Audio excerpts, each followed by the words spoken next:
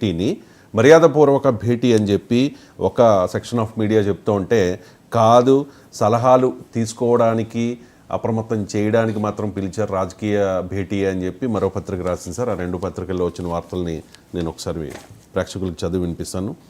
కేసీఆర్కు వైఎస్ జగన్ పరామర్శ, ప్రమాదం, సర్జరీ గురించి అడిగి తెలుసుకున్న ఏపీ సీఎం, ప్రస్తుత ఆరోగ్య పరిస్థితి పైన ఆరా.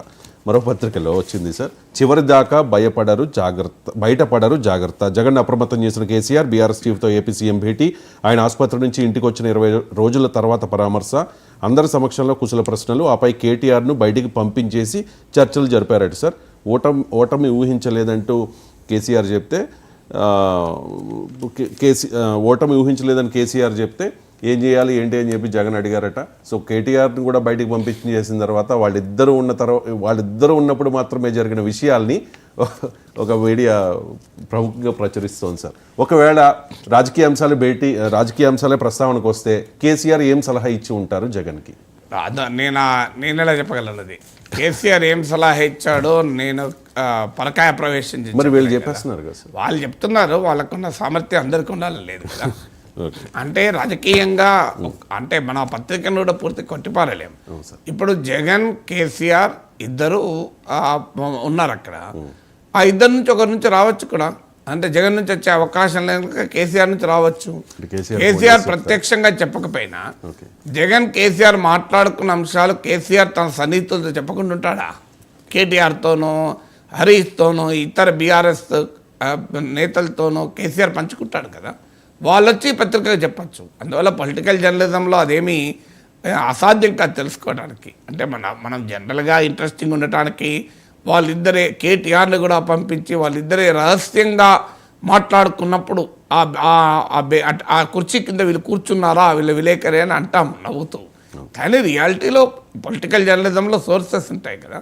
సో అందువల్ల ఇప్పుడు కేసీఆర్ జగన్ ఏం మాట్లాడుకున్నారన్నది నాకు కూడా తెలియకూడదని ఏముంది దానికి. ఎందుకంటే కేసీఆర్ దాన్ని రహస్యంగా తన మనసులోనే పెట్టుకొని ఉండడు కదా. తన వాళ్ళకి చెప్తాడు, దగ్గర వాళ్ళకి చెప్తారు, వాళ్ళ నుంచి ఇంకొకరికి సమాచారం వస్తుంది కదా. అందువల్ల ఆ వార్త ఎలా రావడం అనేది పెద్ద ఆశ్చర్యపడాల్సిందేం లేదు.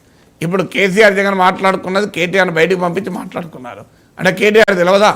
ఇక కేటీఆర్కి ఏం మాట్లాడుకున్నా తెలియదు నమ్మగలమా? అందువల్ల ఆ సందర్భంగా లేరు, తర్వాత ఆ విషయాలు తెలుస్తాయి కదా.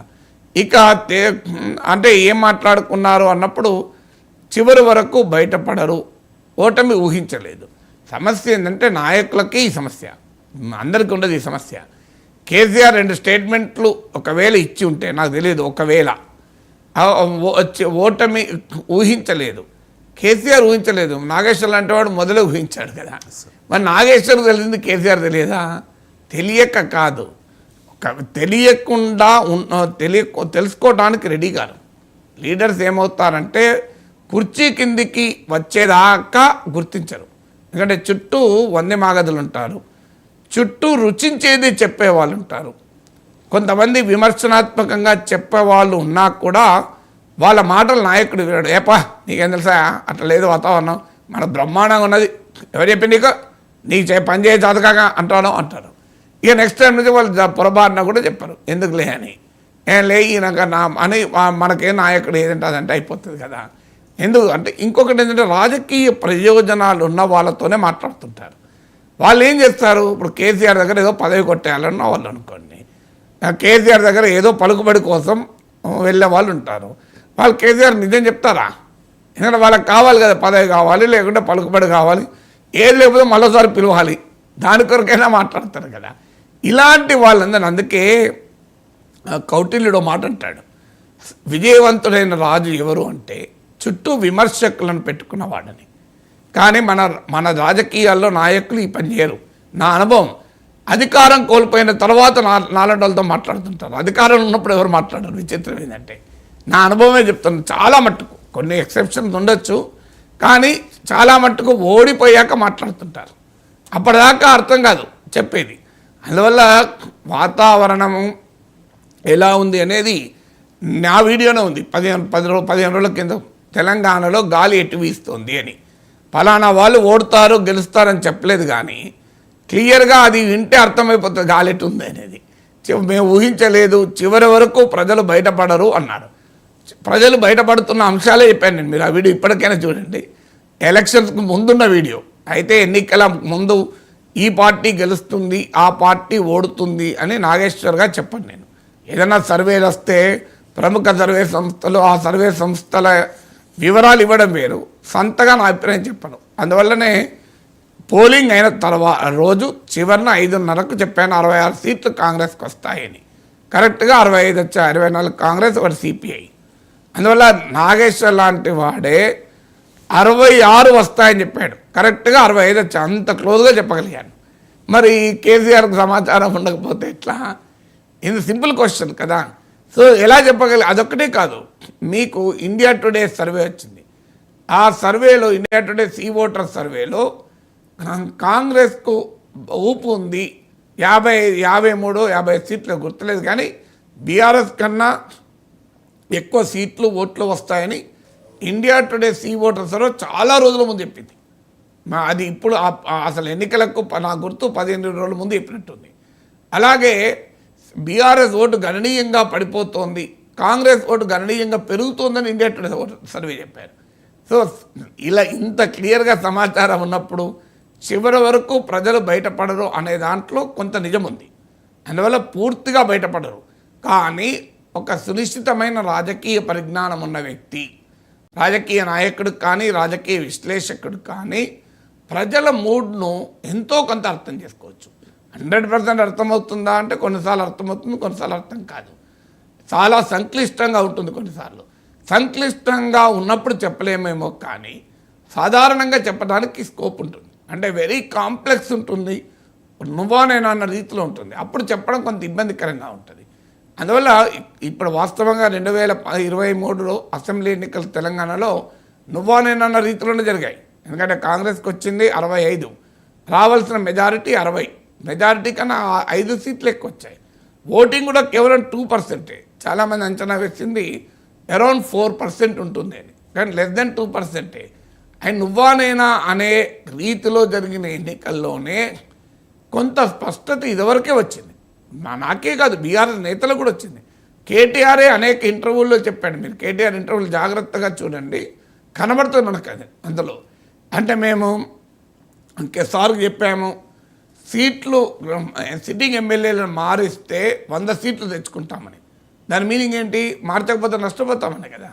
ఇప్పుడు కేటీఆర్ ఎన్నికలకు ముందు ఇచ్చిన ఇంటర్వ్యూలు నేను చెప్పేది. అందువల్ల కేటీఆర్ ఇంటర్వ్యూలు చూసినా మనకు అర్థమవుతుంది. ఈవెన్ కేసీఆర్ బాడీ లాంగ్వేజ్ చూసినా కొంత అర్థమవుతుంది. అయితే పూర్తి స్థాయిలో ఇలా జరుగుతుందని ఊహించకపోవచ్చు. అందువల్ల జగన్మోహన్ రెడ్డికి నిజమైన సలహా కేసీఆర్ ఇవ్వాల్సింది ఏంటంటే, ప్రజలు బయటపడరు, కానీ ప్రజల్లో ఉండే మూడ్ను మనం అర్థం చేసుకోగలగాలి. చుట్టూ రుచించే మాటలు చెప్పే వాళ్ళని పెట్టుకోకు. నేను అలాగే పెట్టుకొని నష్టపోయా, నువ్వు పెట్టుకోకు. విమర్శకులతో మాట్లాడు, నువ్వు నీ అభిప్రాయం చెప్పే వాళ్ళతో కాదు అని సలహా ఇవ్వాలి. ఆ సలహా కనుక ఇవ్వగలిగితే జగన్మోహన్ రెడ్డి కూడా అర్థమవుతుంది ఏం జరగబోతుంది అని. లేకపోతే ఏం జరగబోతుందని ఎప్పుడూ అర్థం కాదు. ప్రశ్నించే వారి చుట్టూంటేనే విషయం అర్థమవుతుంది, తత్వం బోధపడుతుంది. సమర్థించే వారి చుట్టూ ఎందుకు తత్వం బోధపడుతుంది? తర్వాత పొలిటికల్ ఇంట్రెస్ట్ ఉన్నవాడితో మాట్లాడితే ఎప్పుడూ బోధపడదు. ఎందుకంటే వాళ్ళ ఇంట్రెస్ట్లతో చెప్తారు.